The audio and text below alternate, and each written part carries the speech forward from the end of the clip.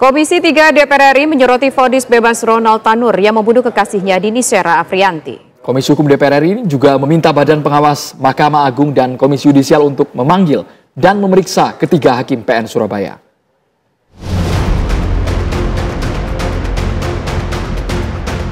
Komisi 3 DPR RI kecewa dengan keputusan bebas Hakim Pengadilan Negeri Surabaya terhadap terdakwa Gregorius Ronald Tanur yang membunuh kekasihnya Dini Sera Afriyanti. Wakil Ketua Komisi 3 DPR RI Habibur Rahman menegaskan, vonis bebas Hakim PN Surabaya mencederai keadilan karena tidak mempertimbangkan bukti-bukti yang ada. Kami sangat menyesalkan putusan bebas terhadap terdakwa tersebut karena tentu kami menganggapnya sangat mencederai rasa keadilan berdasarkan bukti-bukti yang ada, yang kami juga bisa lihat, kami ketahui dari media massa. Seharusnya ada pertanggungjawaban pidana yang dibebankan kepada terdakwa. Tetapi alih-alih menghukum, majelis hakim justru membebaskan terdakwa. Ini salah satu tragedi hukum, tragedi ketidakadilan yang menurut saya harus kita sikapi secara tegas.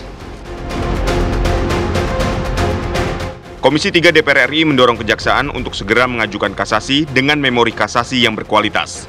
Komisi Hukum DPR ini juga meminta Badan Pengawas Mahkamah Agung dan Komisi Yudisial untuk memanggil dan memeriksa ketiga hakim yang memvonis bebas Ronald Tanur.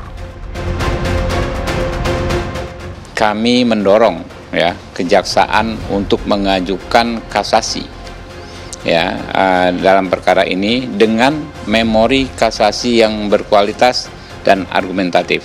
Dalam penyusunannya kami juga menghimbau Kejaksaan, kami meminta Kejaksaan untuk melibatkan ahli-ahli hukum pidana karena akan membahas soal penerapan hukum, kesalahan penerapan hukum yang diduga kuat dilakukan oleh majelis hakim.